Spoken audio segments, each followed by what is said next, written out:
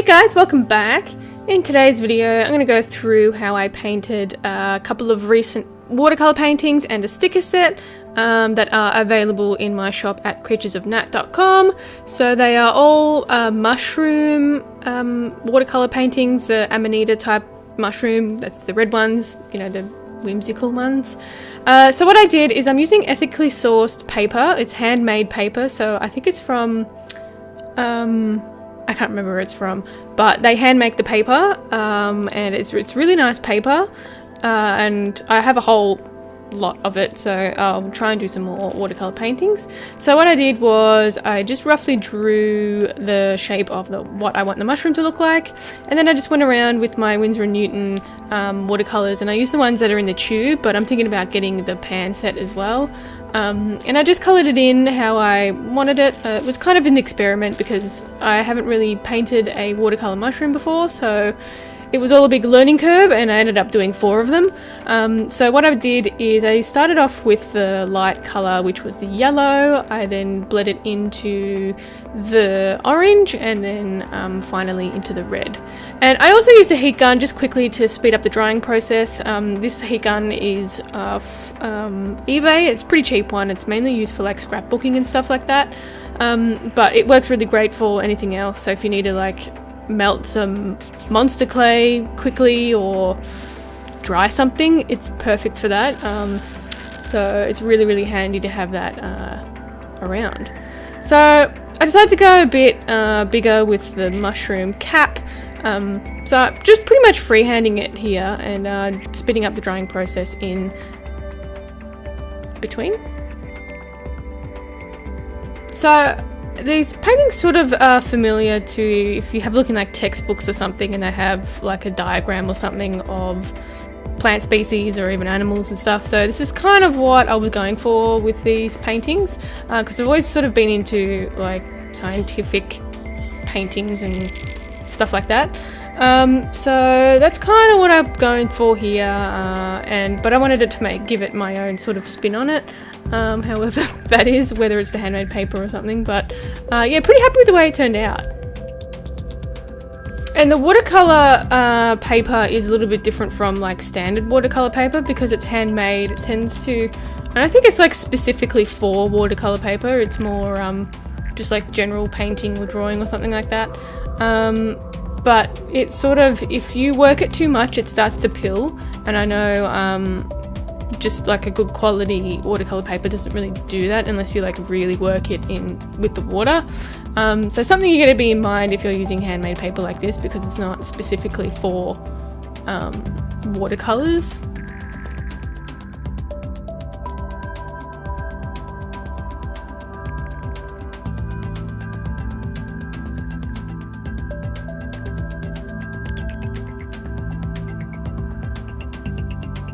So for the white bits that you see on the Amanita mushrooms, I'm using a white gel pen, and I think the brand is, let me have a look, Uniball. I think it's Uniball.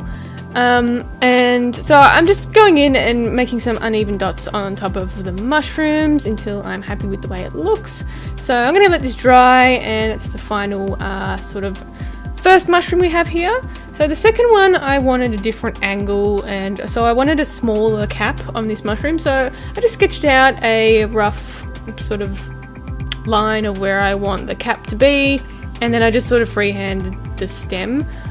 So I always use a reference photo when I'm sketching things out. So I have my computer next to me, so I can quickly just go back and check the reference photo and see if I'm happy with it and that it's symmetrical and stuff like that. So yeah, it's always handy to have reference photos around.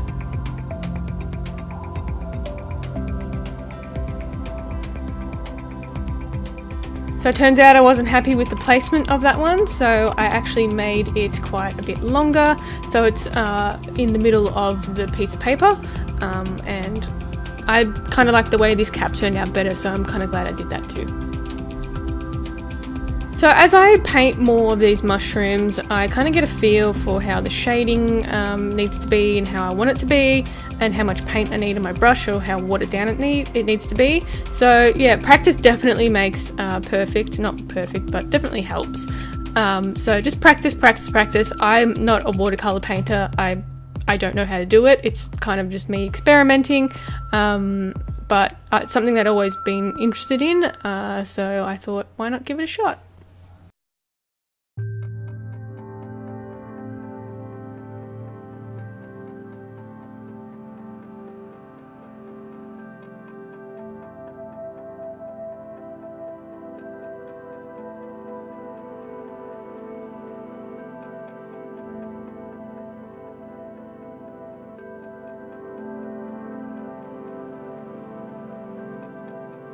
So I wanted a bit more of a lighter spot on this one, so I added a little bit less orange around where the yellow is, just so I have that shading difference, and I added the red and just let it sort of bleed into each other, and that way I think it really turned out well. And once it's dry, I'll go ahead and add those little spots in again. So this time I added a little bit less, and also the angle of the mushroom. I didn't want to sort of cover it too much with the white spots, so I just added a few around the top edge.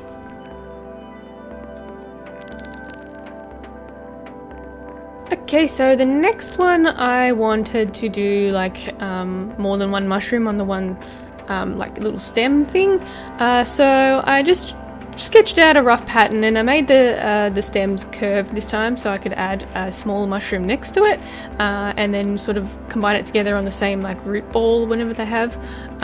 So yeah, pretty happy with the way this one turned out too. And again, I wanted a lighter part on top of the cap, keeping in mind where the light direction is coming from. So the light direction is coming from the left, so I wanted that bit to be a bit lighter and the back of the stems a bit darker.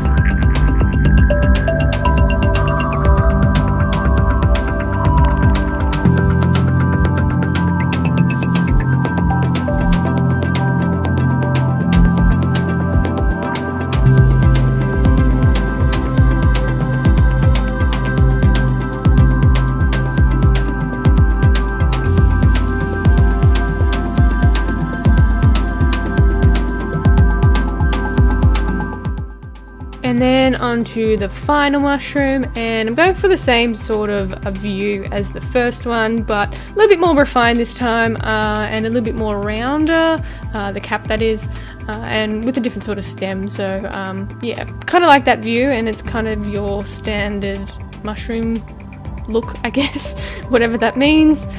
So yeah, doing the same thing and filling all of the areas with those paint colours, keeping the light direction in mind.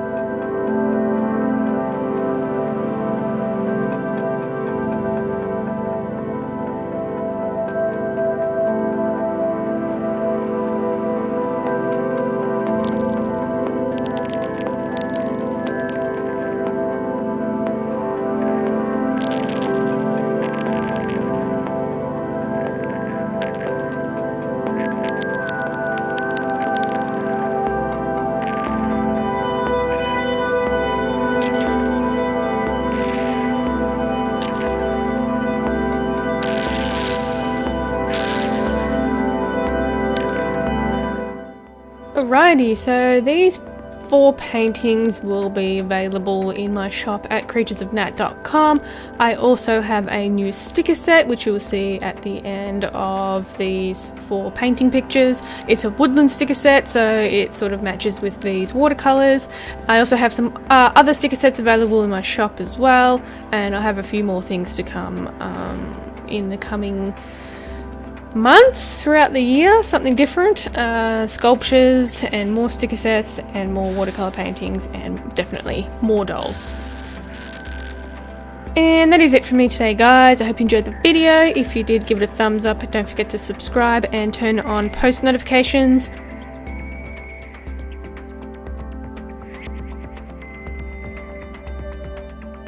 If you have any requests, you can leave it in the comments down below. You can also check me out on Instagram and Facebook at creaturesofnat.com, and I'll catch you in the next one.